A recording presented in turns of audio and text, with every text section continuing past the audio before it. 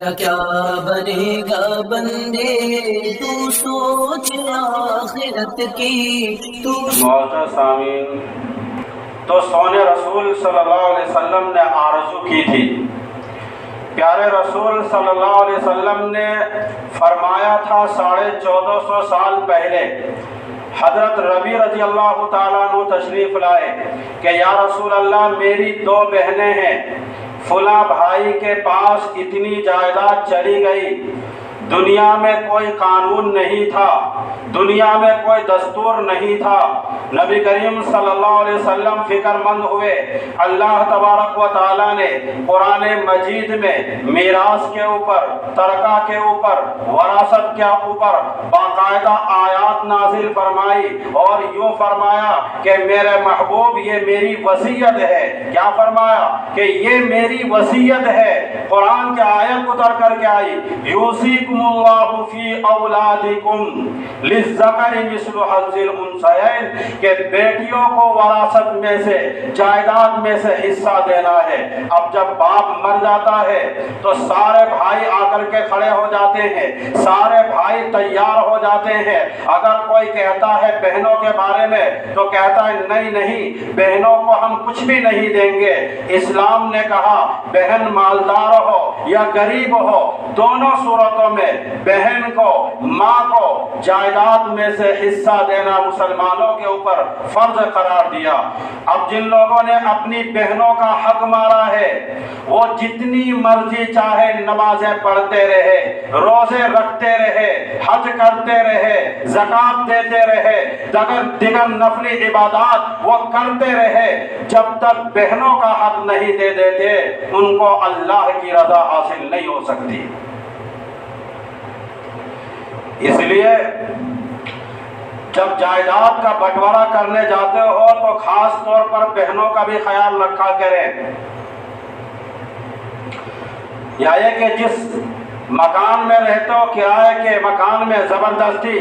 اور پھر خوش ہوتے ہو، یا جن پراپرٹی پر قبضہ کر کے خوش ہوتے ہو کہ ہم نے کمال کر دیا، آپ نے کمال کچھ بھی نہیں کیا. یاد رکھو زندگی میں ایک چیز کی گارنٹی نہیں ہے، باقی بہت چیزوں کی 100 سال کی گارنٹی ہے. مثال کے طور پر جس نے عمارت بنائی ہوگی اس نے یہ سوچا ہوگا کہ یہ عمارت 500 سال چلے گی، لیکن اس کی گارنٹی ہے کہ یہ 1000 سال چلے گی. علامہ ثقفی رحمۃ اللہ علیہ نے بڑی خوبصورت بات لکھی. اس نے کہا کہ انسان جب پلاننگ کرتا ہے تو ساری پلاننگ میں ایک چیز بھول جاتا ہے. کون سی پلاننگ کرتا ہے؟ کہ شادی کروں گا، بچے ہوں گے، کوٹھی بناؤں گا، فیکٹریاں بناؤں گا، فلاں جگہ گھومنے جاؤں گا، فلاں کپڑا خریدوں گا، فلاں ہوٹل پہ جاؤں گا، فلاں کار خریدوں گا. وہ کہتے ہیں کہ یہ ساری پلاننگ اپنی جگہ فٹ بیٹھتی ہے، بس یہ بھول جاتا ہے کہ اس پلاننگ میں کسی موڑ پہ موت کھڑی ہے. جب موت آ گئی تو ساری کی ساری پلاننگ ختم ہو جاتا ہے. پلاننگ میں موت کو بھول جاتا ہے، حالانکہ موت اپنی جگہ کھڑی ہے اور موت سارا دن آواز لگاتی ہے کہ تیاری رکھنا میں آ رہی ہوں، تیاری رکھنا اللہ کے حضور پیش ہونا ہے، تیاری رکھنا قبر کے اندر جانا ہے، تیاری رکھنا اللہ کے حضور جواب دینا ہے. لیکن اس کے باوجود ہم ایسے غافل ہیں کہ شاید ہمیں مرنا ہی نہیں ہے. یاد رکھو آج نہیں تو کل مرنا ہے، ایک دن ضرور مرنا ہے اور اللہ کے حضور جواب بھی دینا ہے. اس لیے کسی کی ناجائز بے عزتی کرتے ہوئے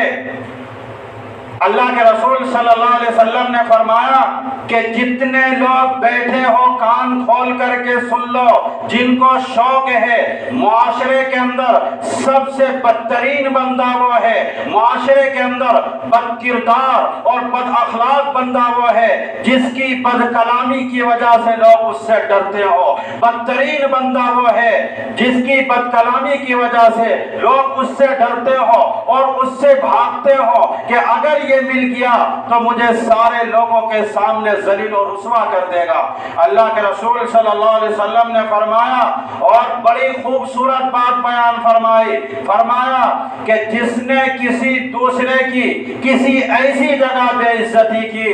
میں آپ کو حدیث سنا رہا ہوں، آپ اپنے دل کی تختی پر لکھ لیجئے گا اور موت کی آخری سانس تک اس بات کو یاد رکھیے گا۔ اللہ کے نبی صلی اللہ علیہ وسلم نے فرمایا کہ جس نے کسی دوسرے کی کسی ایسی جگہ بے عزتی کی جہاں لوگ اس کی عزت کرتے تھے، جیسے ہم پہنچے 10-5 لوگ بیٹھے ہوئے ہیں، لوگ اس کی تعریف کر رہے ہیں، جب وہ اٹھ کر کے گیا کسی نے کہا کہ یہ بندہ بڑا نیک لگتا ہے، یہ بندہ بڑا اخلاق اور کردار والا ہے، کوئی دوسرا شخص جو وہاں بیٹھا ہوا ہے وہ کہتا ہے نہیں نہیں بھائی میں جانتا ہوں اس کے بارے میں، اس کی حقیقت کیا ہے، اس کی اصلیت کیا ہے۔ اللہ کے نبی نے فرمایا کہ جس نے اپنے بھائی کی، مطلب یہ کہ جس نے اپنے جاننے والے کی کسی ایسی جگہ بے عزتی کی جہاں 4 لوگ اس کی عزت کرتے تھے، تو اللہ کے نبی نے فرمایا کہ اللہ تبارک و تعالی اس کو ایسی جگہ بے عزتی کروائے گا جہاں 4 لوگ اس کی عزت کرتے تھے۔ اس لیے کسی کی بے عزتی کرتے ہوئے، کسی کو ذلیل و رسوا کرتے ہوئے ہزاروں مرتبہ سوچ لیں کہ جو کام تم کرنے جا رہے ہو یہی کام اللہ تم کو بھی کسی سے کروا دے گا۔ اگر تم کسی کو ذلیل کرنا چاہتے ہو تو اللہ کہیں نہ کہیں تجھے بھی ذلیل و رسوا کر دے گا، مجمع کے سامنے، وہ بھی اپنے جاننے والوں کے سامنے۔ اور رسول اللہ صلی اللہ علیہ وسلم نے 2 چیزوں کے بارے میں فرمایا کہ اپنی زبان کو اور اپنی شرمگاہ کو قابو کے اندر رکھیں تو اللہ دنیا میں بھی عزت عطا فرمائے گا اور آخرت میں بھی عزت عطا فرمائے گا۔ جن کو پراپرٹی پر قبضہ کرنے کا شوق ہے، جن کو اپنے بھائی کی جائیداد پر قبضہ کرنے کا شوق ہے، جن کو اپنے رشتہ داروں کی جگہ پر قبضہ کرنے کا شوق ہے، یا تو پاور میں اور طاقت میں آ کر کہتا ہے کہ آج سے یہ فیکٹری ہماری ہے، اتنے پیسے لو اور اس فیکٹری سے نکل جاؤ، یا پاور میں آنے کے بعد یا حکومت میں آنے کے بعد یہ کہتا ہے کہ یہ جگہ مجھے پسند آ گئی ہے لہذا یہ جگہ چھوڑ کر کے تم چلے جاؤ۔ حکایت رومی کے اندر یہ بات لکھی ہے کہ ایک بادشاہ کسی باغ کے اندر داخل ہوا، وہ کسی اللہ کے ولی کا باغ تھا، اس بادشاہ کو وہ باغ پسند آ گیا، اس نے کہا بھائی مجھے کچھ کھلا دو۔ جب اس نے انار کھلایا بڑا مزیدار اور میٹھا تھا، بادشاہ کی نیت خراب ہو گئی، دل میں برائی آ گئی کہ یار یہاں کی تو میری حکومت ہے، میں تو یہاں کا بادشاہ ہوں، کیوں نہ میں اس باغ کو اپنے قبضے میں لے لوں تاکہ میری بہن بیٹی اور رشتہ دار بھی اس باغ سے انار اچھے اچھے کھانے کو مل جائے گا۔ اس نے کہا کہ ایک اور انار کھلا دو۔ جب دوسرا انار لایا تو انار بالکل کڑوا تھا۔ بادشاہ نے کہا کہ پہلا انار تو بالکل میٹھا تھا، یہ دوسرا انار اتنا کڑوا کیوں ہے؟ اس نے کہا بادشاہ پہلے آپ کی نیت میٹھی تھی، اب آپ کی نیت کڑوی ہے۔ تو جو لوگ دوسروں کی جائیداد پر قبضہ کرنا چاہتے ہیں اس امید پر کہ یہ مر جائے، اس کا بٹوارا ہو جائے، ہم قبضہ کر لیں گے، نبی کریم صلی اللہ علیہ وسلم نے فرمایا کہ اس بندے کے لیے زمین کا توق بنایا جائے گا۔ توق جانتے ہیں جو گلے کے اندر ڈالا جاتا ہے، جیسے پیروں میں بیڑیاں ڈالی جاتی ہے تو گلے میں توق ڈالا جائے گا۔ جس کو دوسروں کی جائیداد پر قبضہ کرنے کا بڑا شوق ہے، غریبوں کی، مظلوموں کی، جو ظلم کر کے ان کی پراپرٹی پر قبضہ کرتا ہے کہ جی میری حکومت ہے، میری افسری ہے، میری نوکری ہے، ہر حال میں یہ جگہ مجھے لینی ہی لینی ہے، تو جس کو غریبوں کی جائیداد پر قبضہ کرنے کا بڑا شوق ہے، جن کو اپنے بھائی اور بہن کی جائیداد پر قبضہ کرنے کا شوق ہے، جن کو اپنی مرضی پر جائیداد خریدنے کا بڑا شوق ہے، وہ سن لے اور کان کھول کر کے سن لے اور اس بات کو یاد رکھیں کہ یہ دنیا چند دن کی زندگی ہے۔ اللہ تبارک و تعالیٰ نے ایسا تالا لگایا دنیا کے اندر، ایسا تالا ٹھوکا اس کائنات کے اندر کہ انسان جب دنیا میں آتا ہے تو اکیلا آتا ہے اور جب اس دنیا سے جا رہا ہوتا ہے تو اس خزانے میں سے کچھ بھی لے کے نہیں جا سکتا۔ تو جس اولاد کے لیے جائیداد اکٹھی کرتا پھرتا ہے، جس بیوی کو آرام پہنچانے کے لیے لوگوں کو دھوکہ دیتا ہے، جو جھوٹی حیثیت کو بنانے کے لیے دوسروں کی جائیداد پر قبضہ کرتا ہے، اللہ کے نبی صلی اللہ علیہ وسلم نے فرمایا کہ 7 زمینوں کا توق بنایا جائے گا اور وہ اتنا وزنی ہوگا، جب اس کے گردن پر ڈالا جائے گا تو اس کی گردن ٹوٹ جائے گی۔ فرشتے کیا کہیں گے معلوم ہے؟ فرشتے کہیں گے کہ تجھے بڑا شوق تھا دوسروں کی جائیداد پر قبضہ کرنے کا، تیرے اندر بڑی امنگ تھی کہ مجھے تو پراپرٹی چاہیے، پراپرٹی پر قبضہ کرنا ہے، پڑوسی کا مکان خریدنا ہے، سامنے والا کا خریدنا ہے، دائیں والے کا خریدنا ہے، بائیں والے کا خریدنا ہے، چاہے مقدمہ درج کر کے خریدا جائے یا پریشر ڈال کر کے خریدا جائے یا دباؤ ڈال کر کے خریدا جائے۔ فرشتے کہیں گے اس سے تجھے بڑا شوق تھا غریبوں کی، مظلوموں کی جائیداد پر ظلم کر کے قبضہ کرنے کا، لو آج اپنی جائیداد کا مزہ چکھ لو، لو آج اس کا مزہ چکھ لو۔ اس لیے دوسروں کی جائیداد اور پراپرٹی پر قبضہ کر کے خوش نہ ہو، اور بہنوں کی حق مار کر کے کبھی خوش نہ ہونا۔ آپ کے کوئی اعمال اللہ کے یہاں قبول نہیں ہوں گے جس نے بھی بہنوں کے ساتھ حق تلفی کی ہے۔ مولانا حبیب الرحمن لدھیانوی صاحب رحمۃ اللہ علیہ وہ اکثر ایک بات کہا کرتے تھے، چونکہ مسلمان پہلے بھی کرائے میں رہتے تھے، آج بھی رہتے ہیں اور آگے بھی رہیں گے، لیکن وہ کیا فرماتے تھے کہ قوم اور لوگ اپنی قوم کے حساب سے جواب دیتے ہیں۔ کیا فرمایا کہ لوگ اپنی قوم کے حساب سے جواب دیتے ہیں، لیکن رسول اللہ صلی اللہ علیہ وسلم کی سنت کیا ہے کہ اللہ اور اللہ کے رسول کے مطابق جواب دو۔ جب حق کا ترازو قائم ہے، فیصلہ کے لیے جب ترازو کھڑا ہے، پھر وہاں مت دیکھو یہ مسلم ہے یا غیر مسلم ہے، یہ میرے بھائی ہے یا میرے رشتہ دار ہے، ان چیزوں کو نہیں دیکھا جاتا ہے حق کے ترازو کے سامنے۔ حق کے ترازو کے سامنے اگر دیکھا جاتا ہے تو صرف حق کو دیکھا جاتا ہے، رشتہ دار نہیں دیکھا جاتا، قوم نہیں دیکھا جاتا، صرف اور صرف انصاف کو دیکھا جاتا ہے۔ جو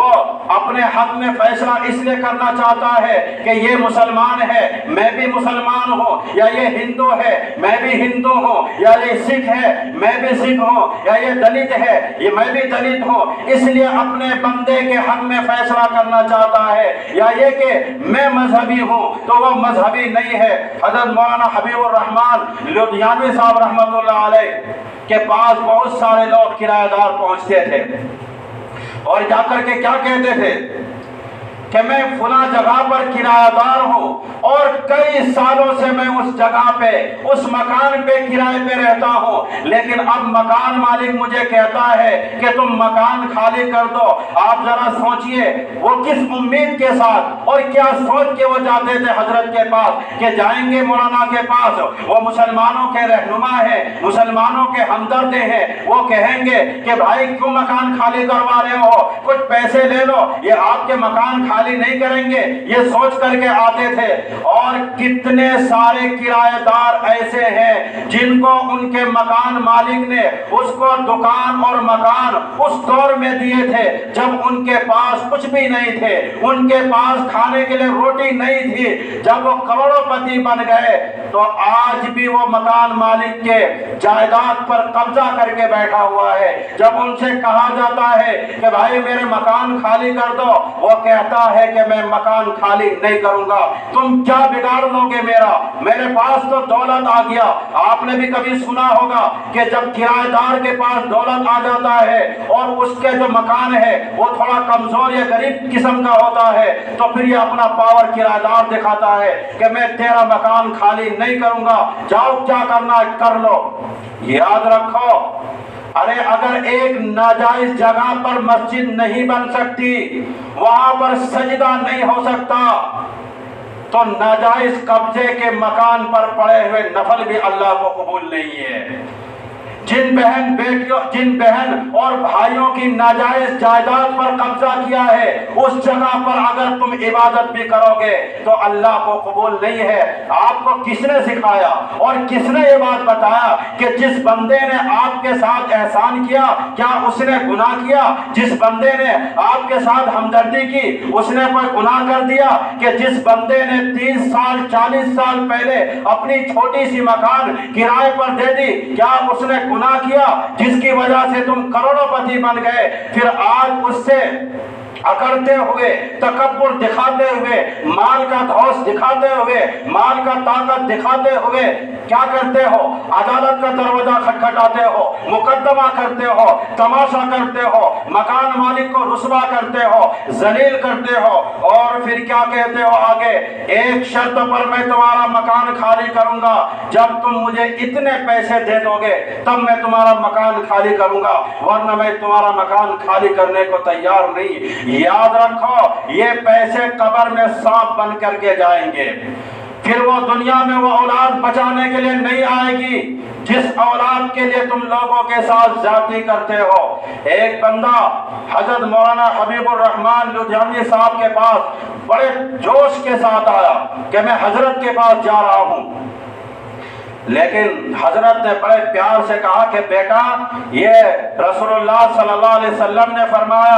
اور ہمارے کریم رسول کا یہ حکم ہے کہ کسی کی جائیداد پر ناجائز قبضہ نہ کرو، اپنے بھائی اور بہنوں کی جائیداد پر قبضہ نہ کرو، آس پڑوسوں کی مکان پر ناجائز قبضہ نہ کرو، کسی کی جائیداد پر قبضہ نہ کرو، چاہے وہ مسلم ہو غیر مسلم ہو، کسی کی جائیداد پر ناجائز قبضہ نہ کرو۔